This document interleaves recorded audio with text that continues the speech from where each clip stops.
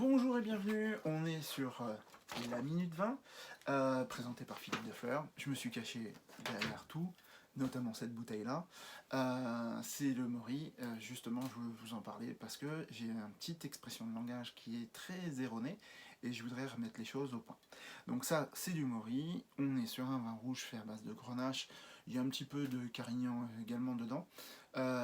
Travaillé en mistel, c'est-à-dire vendangé tardivement. Lors de la fermentation alcoolique, aux alentours de 14-15 degrés, on rajoute 10% d'alcool neutre à 96 degrés pour tuer les levures et permettre en fin de compte au vin d'être stabilisé pour conserver le sucre. Ça lui donne la version de vin doux naturel qui est marqué derrière.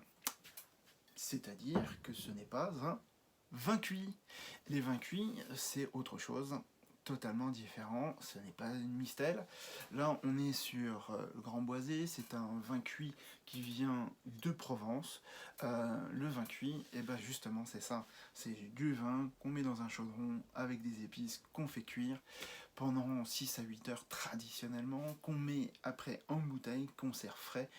Et c'est le 13e dessert de Noël pour les Marseillais. Laissez-leur cette tradition du 13e dessert qu'est le vin cuit. Ça n'a rien à voir avec le Mori, qui lui est un vin muté à l'alcool pour pouvoir conserver le sucre et éviter de transformer tout en alcool.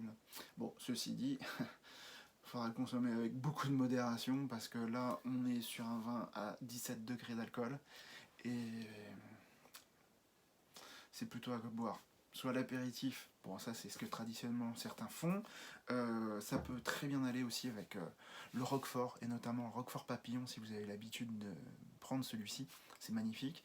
Ça va aller aussi très bien avec les desserts au chocolat, très bien également comme un digestif. Donc voilà, maintenant sur les plats sucrés-salés, moi je suis pas fan, donc pour le coup je le fais pas, mais il y en a qui ont fait des grands chefs comme le chef Conticini qui avait fait une recette avec son frère de sanglier, un ragoût de sanglier au chocolat.